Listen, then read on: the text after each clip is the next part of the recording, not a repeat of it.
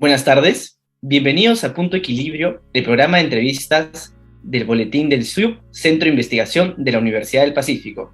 Mi nombre es José Ignacio Gabrejos Portocarrero y hoy día vamos a entrevistar a Enzo de Filippi, profesor de la Universidad del Pacífico e investigador del SUB. Bienvenido, Enzo. Gracias, José Ignacio, un gusto estar acá. Enzo, estamos llegando al fin del 2021, ¿no? El segundo año atípico para la economía mundial y para la economía peruana, con un país que parece estar recuperando ya ciertos niveles prepandemia, ¿no? Se habla mucho de que por fin estamos saliendo de esta tormenta perfecta que ocurrió con la pandemia. Sin embargo, también hay expectativas negativas en torno al crecimiento de la inversión privada para el próximo año, ¿no? Todos hemos visto estudios que van desde el 0% de crecimiento según el BCR hasta 2 dígitos en negativo. ¿Cuál es el balance entonces del año 2021? Bueno, como tú mismo dices, es el segundo año de un shock negativo a nivel mundial.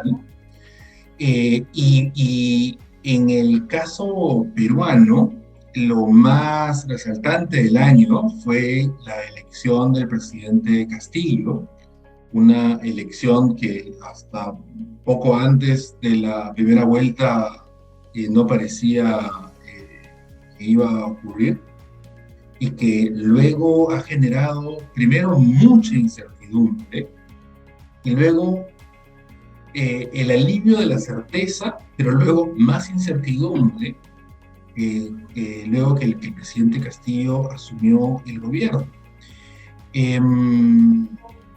Terminamos con un año con una economía que en algunos aspectos se está recuperando, el tema de PBI se está recuperando, pero en otros todavía siguen indicadores en el terreno negativo, ¿no? Como el empleo, que probablemente podemos ver, podemos discutir o conversar sobre esto después. Mira, en el Perú el crecimiento económico históricamente ha estado correlacionado con factores externos, sobre todo la inversión. La inversión es relevante porque es la inversión la que genera empleo, genera una mejor calidad de vida, recursos para que el Estado pueda prestar servicios públicos. Es muy importante y además es el principal indicador de crecimiento del PBI.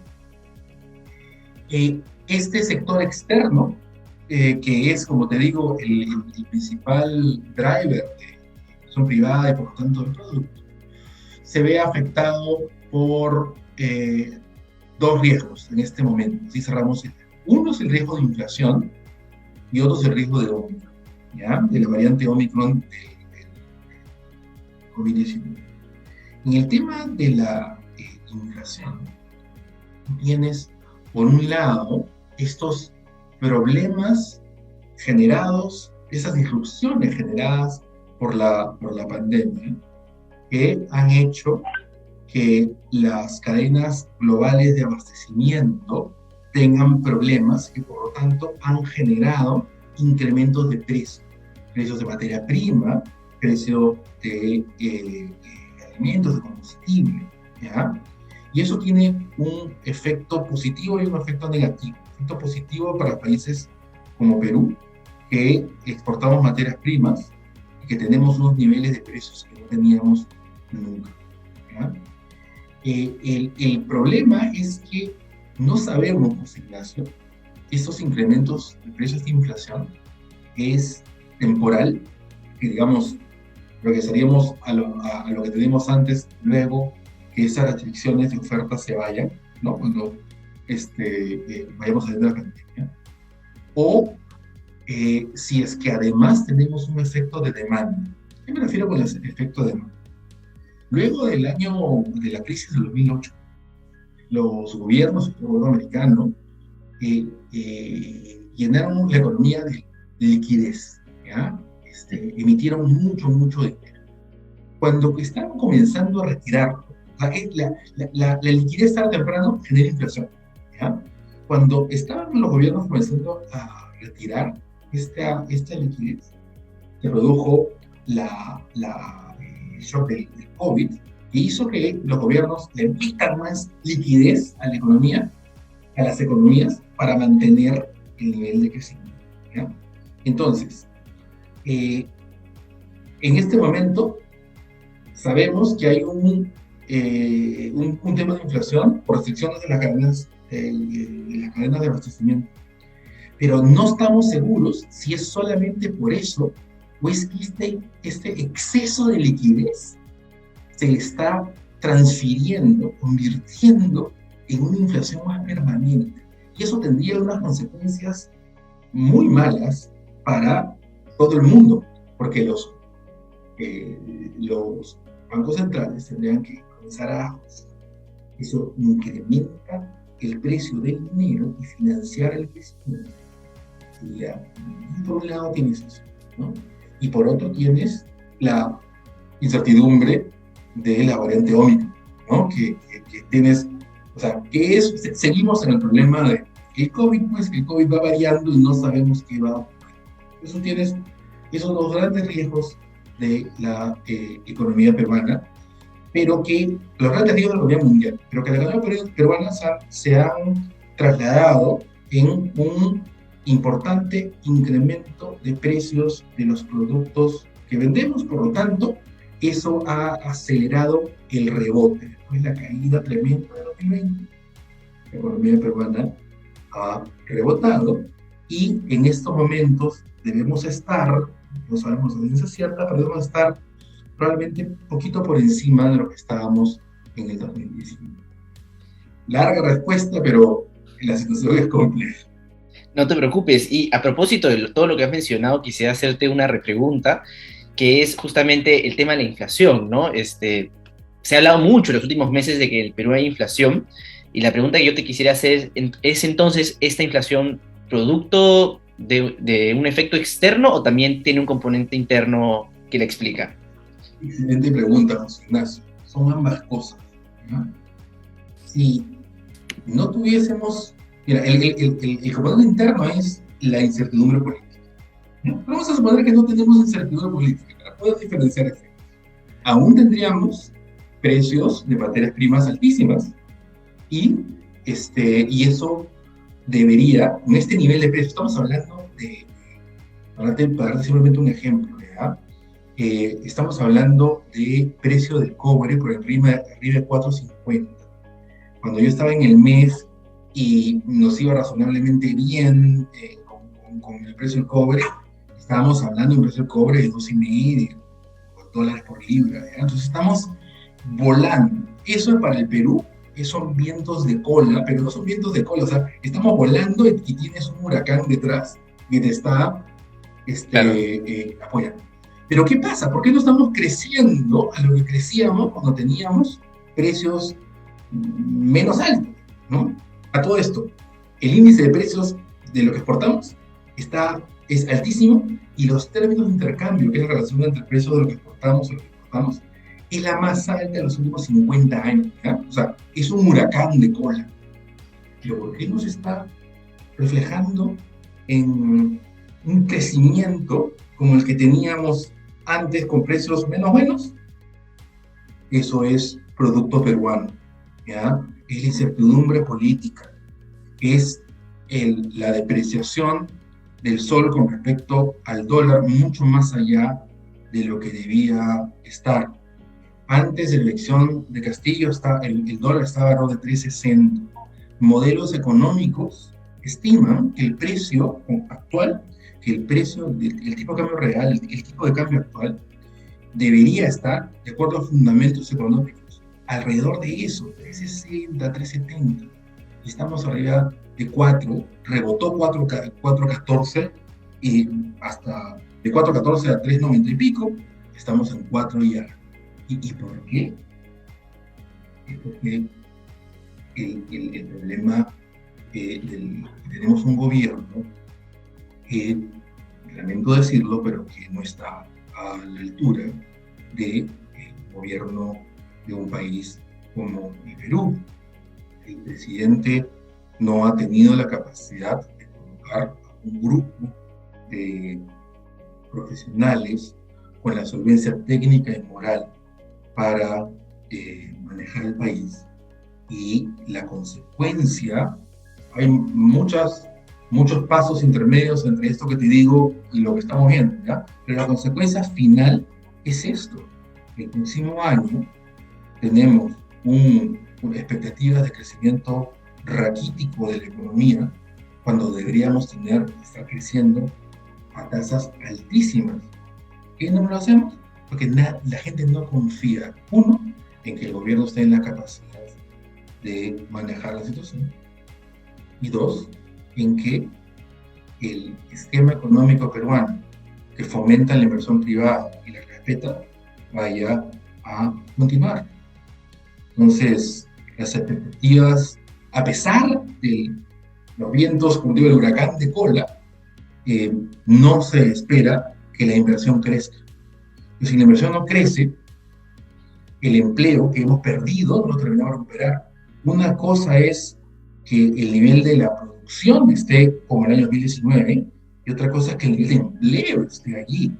¿Ya? El nivel de empleo aún está por debajo, pero además la calidad se ha reducido mucho. Gran parte de la recuperación ha sido por empleo informal. Entonces, la mezcla de empleo formal e informal se ha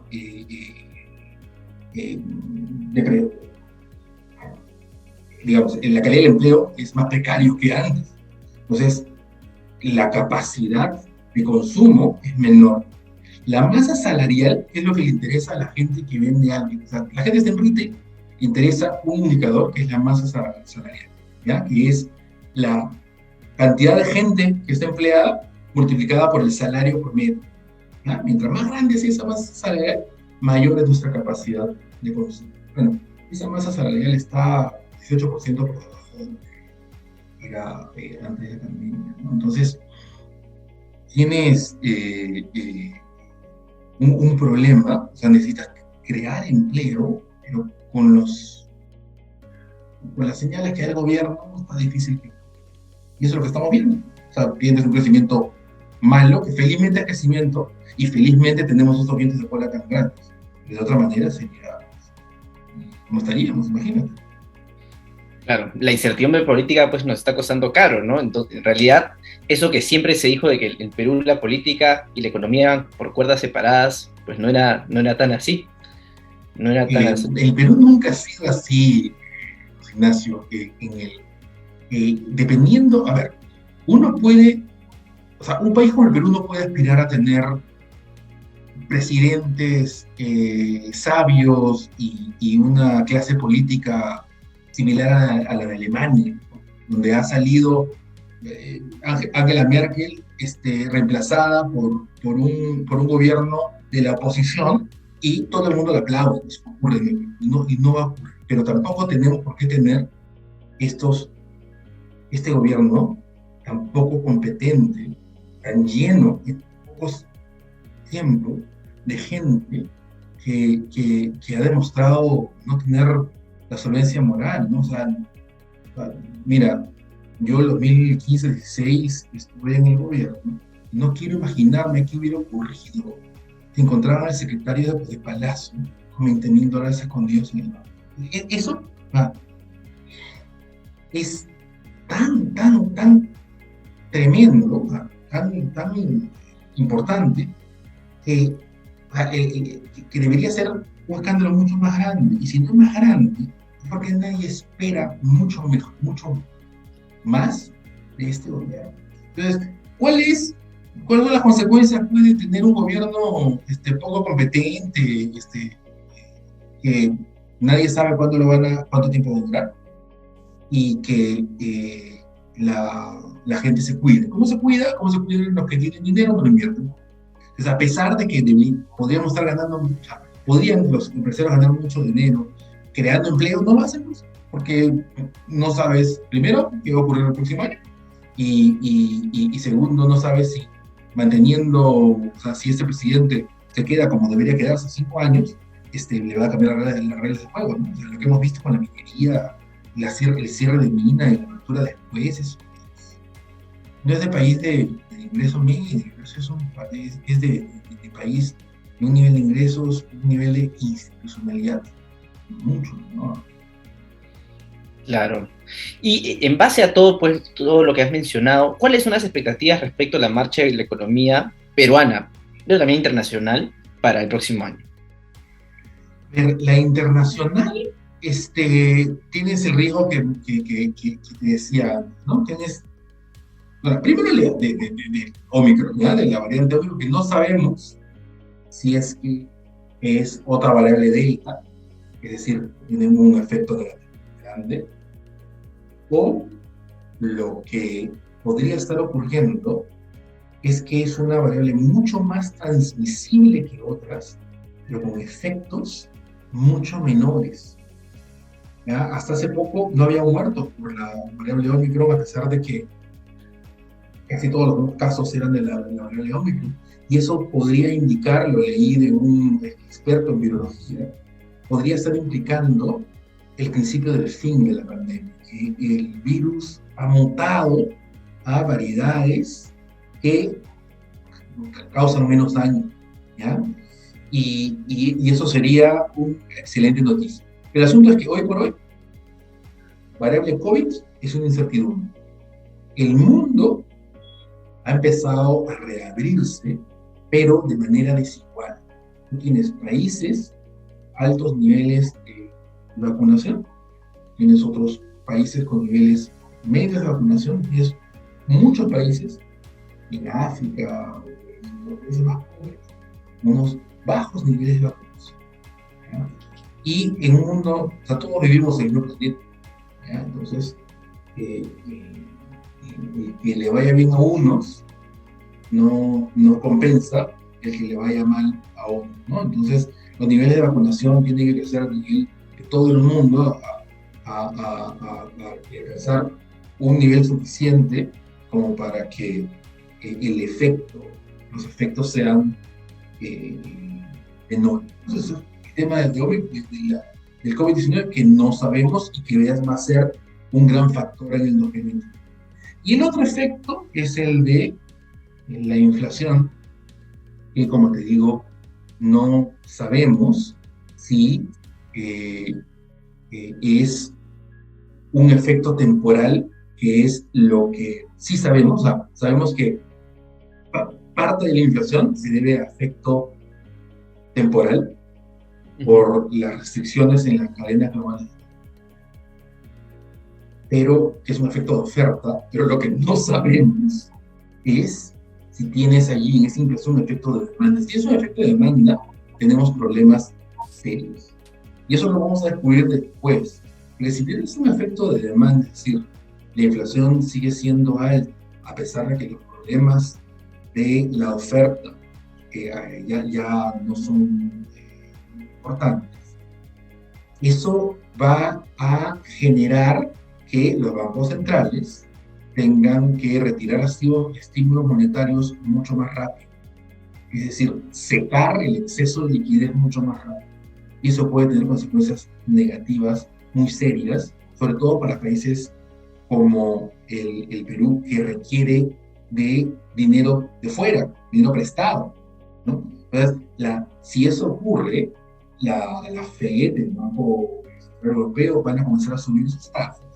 Eso va a encarecer el dinero, eso va a encarecer el dólar con respecto al resto de monedas, ¿ya? Y eso genera inflación, ¿ya? Y genera una ralentización del crecimiento económico. Pero esa situación que te digo, no sabemos si va a ocurrir o no, porque no lo podemos saber ahora, ¿ya? Y eso trasladado al Perú, más complicado, porque tiene por un lado el efecto favorable del efecto de cola, esta inflación que en parte nos favorece, pero tienes el efecto negativo de incertidumbre política. Y esta incertidumbre política, que es riesgo gobierno, nada más que incertidumbre política, tenemos el riesgo de tener el gobierno que tenemos, al parecer es en el Perú, está haciendo el efecto mayor. Mira, el Banco Central de Reserva hace unas encuestas sobre expectativas de inflación, ¿ya? Para temas monetarios, no importa tanto la inflación registrada, sino la que espera la gente. Y en el Perú, esas expectativas, lo que reflejan es una grandísima incertidumbre a pesar de los vientos favorables. ¿Ya? Entonces, el próximo año, ¿qué tal? ¿Cómo viene? No sé. Ahorita, ¿cómo se ve? Se ve con mucha incertidumbre. Los modelos económicos que solamente pueden contemplar como insumo, se puede ver ahora, indican que el crecimiento el próximo año estaría 2,5, dependiendo de los vientos de cola y de cómo vaya la situación en el gobierno. Eso es. Una situación sin duda complicada, y justamente hablando de situaciones complicadas, yo quería regresar un poco al tema de la seguridad jurídica que tú lo tocaste cuando hablaste del cierre de minas, ¿no? Y la seguridad jurídica y las expectativas de los actores económicos, de las personas, pues juegan un rol esencial para la inversión, el aumento del empleo, el crecimiento económico. Y bueno, en ese sentido hemos recibido, como tú bien has dicho, señales mixtas o malas por parte del gobierno, ¿no? Algunas han sido positivas, como mantener a Julio Velarde o tener un directorio del BCR de personas que son relativamente competentes. Sin embargo, también otras negativas, como las recientes declaraciones de la Premier, ¿no? ¿Qué señales se requerirían para que este gobierno le dé mayor estabilidad y predictibilidad a la economía peruana? Mira, José Ignacio, este es un gobierno de izquierda.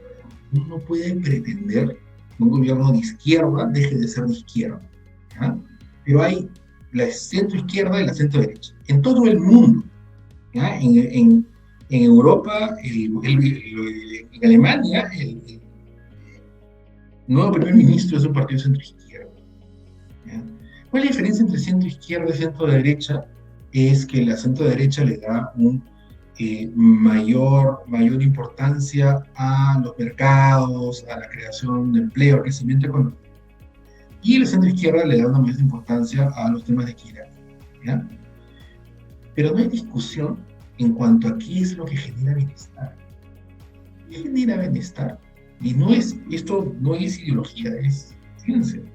Lo que genera bienestar es la inversión. Entonces, ¿se puede ser un gobierno de izquierda y fomentar la inversión privada?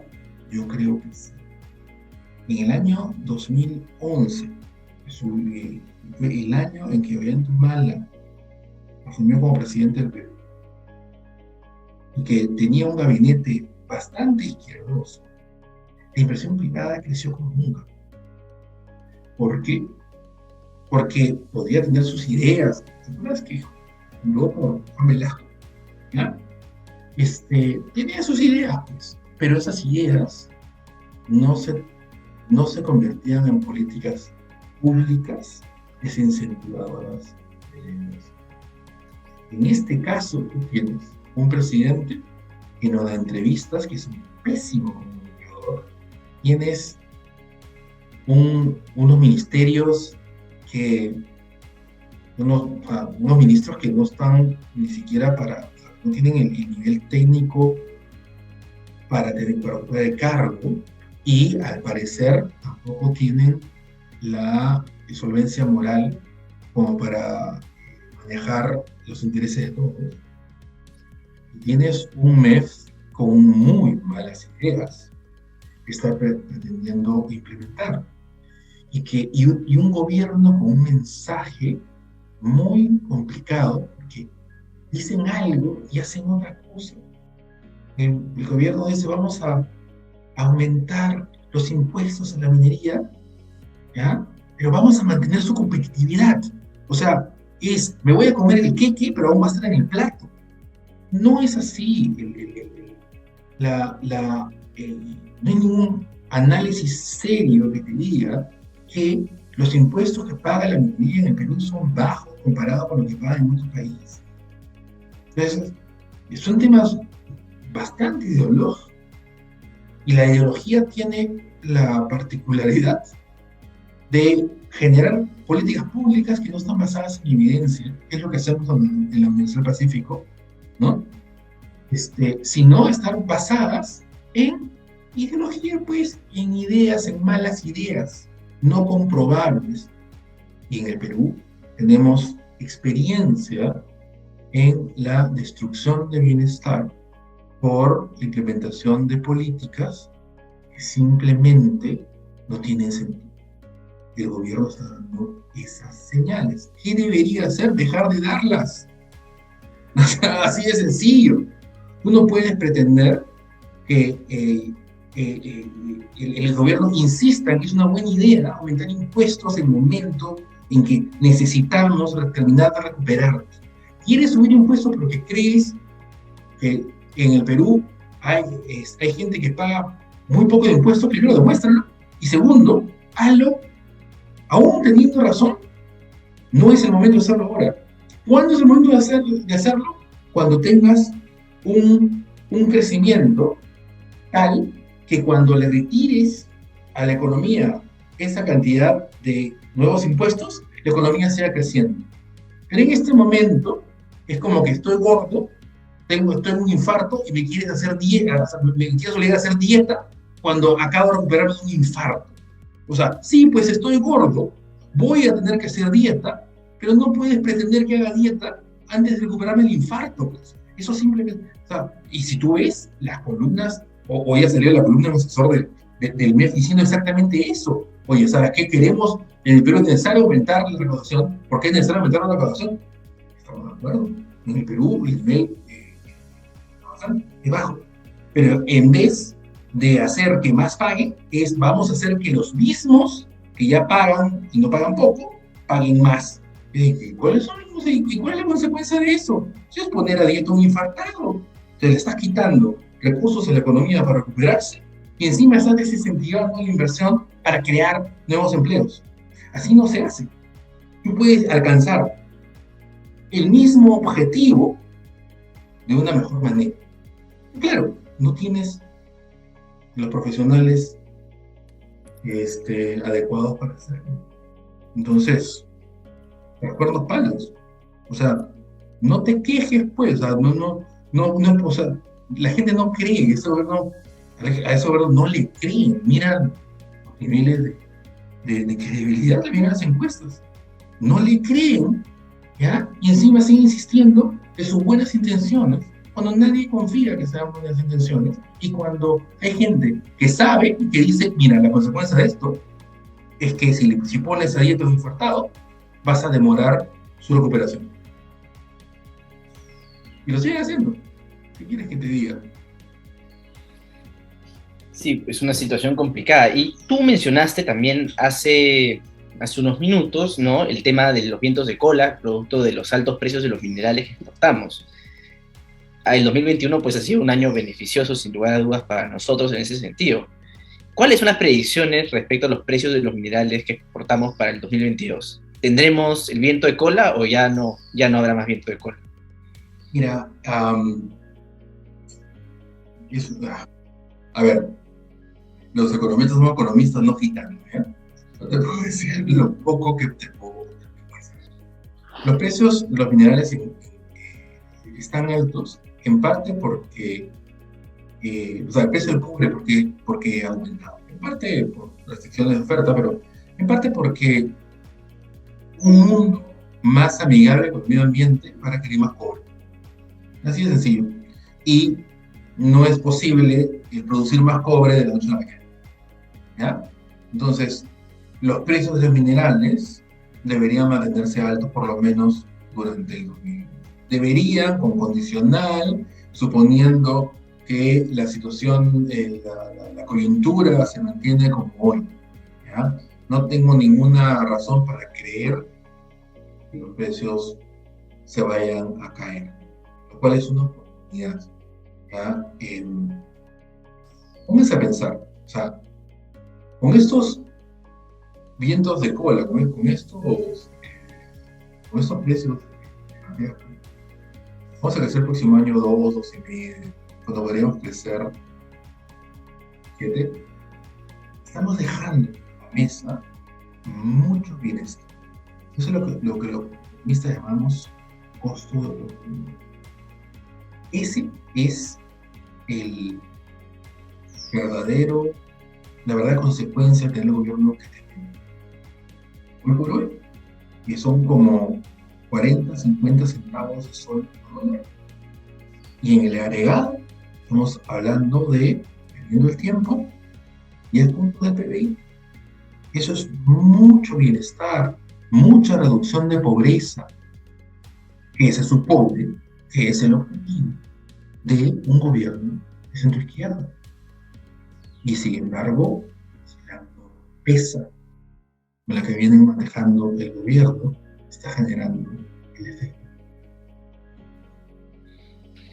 Ya para cerrar esta entrevista que ha estado realmente bastante interesante, te quisiera hacer una pregunta acerca del proyecto de facultades delegadas que el Ministerio de Economía envió al Congreso hace algunas semanas, ¿no? Y creo que cuyo límite para aprobarse debe ser ya pronto, si es que lo quieren aplicar el próximo año, ¿no? Porque tengo entendido que cualquier modificación tributaria se aplica el año siguiente que se hizo, ¿no? Entonces, si no se aprueba este año... La de impuesto a la renta. Y entonces, si no se aprueba este año, estas modificaciones al impuesto a la renta, pues entrarían en efecto el 2023. De acuerdo con el ministro Franke, con este pedido se busca aumentar la recaudación, ¿no? Y así cumplir con las promesas de campaña del presidente de lograr justamente un país más inclusivo, ¿no? Tú comentabas que esto es como poner a un infartado a dieta, ¿no? ¿Qué otras maneras pues existen entonces de aumentar la recaudación y cumplir así con los objetivos del gobierno, ¿no? Yo sé que no es el momento, pero cuando sea el momento, ¿qué otras maneras habría? Sí, mira, a ver, el asunto no es que hay que subir impuestos o no. Digo, que los peruanos deberíamos pagar de acuerdo a nuestro nivel. Eso es no tengo dudas que sea así, ¿ya? El asunto es cómo y quiénes. La medida que te dice cualquier institución economista neutral a la situación política, ¿ya? Es aumenta tu base tributaria. En el Perú pagas impuesto a la renta por los ingresos por encima de cierto nivel. Ese nivel, es el deducible, es bien alto con respecto a otros países. Entonces, en vez de que la gente empiece a pagar de acuerdo a sus posibilidades, desde un nivel más bajo, lo que quieren es que los que ya paguen más, cosa que no tiene sentido, ¿ya? Nuevamente, el asunto no es que en el Perú se recaude más.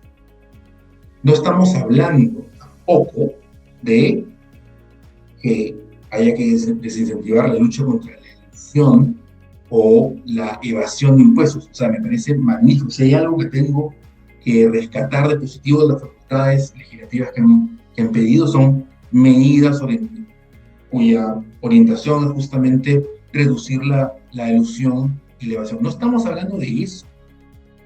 Eso, estupendo. Estamos hablando de la mala idea, la conceptualización de lo que es una reforma tributaria. En vez de hacer que más paguen, ¿ya? Lo que tú tienes es una idea de hacer que los que mismos que ya paguen más. Y no tiene ningún sentido ese, oye, pero a eso súmale oye, la situación actual no da para eso. No. Lo que pasa es que vamos a crecer a unas tasas tan altas, la economía peruana va a crecer a unas tasas tan altas, que vamos a poder seguir recaudar más. Esa suma no se la cree nadie, ¿ya? Entonces, ¿cómo hacemos para recaudar más? Empezamos por base tributaria. Una vez que tú tengas objetivos comprobables de incremento de base tributaria, pues tiene sentido subir impuestos. Pero acá no estamos hablando de subir impuestos. Oye, ¿sabes qué? Haz que la gente, quienes pueden pagar y no pagan, paguen. Esa es la manera más sana y que socialmente aceptable. La otra es desincentivar el crecimiento. Por respecto a las facultades, José Ignacio, antes de ir, lo positivo, empecemos por lo positivo, ¿ya? Positivo, elige ver a los servicios digitales, me parece totalmente razonable, no hay ninguna razón por la cual, si yo compro un bien, pago impuestos, pero pago un app y no pague el mismo impuesto. Por ese lado no tiene ningún problema. La reinstauración de beneficios de los sectores acuícola y agrícola, como el que teníamos antes, me parece totalmente razonable, defendible. La simplificación de los regímenes tributarios especiales, razonable y defendible. El problema es que, uno, el tema del impuesto a la renta, que como te digo está más fundado.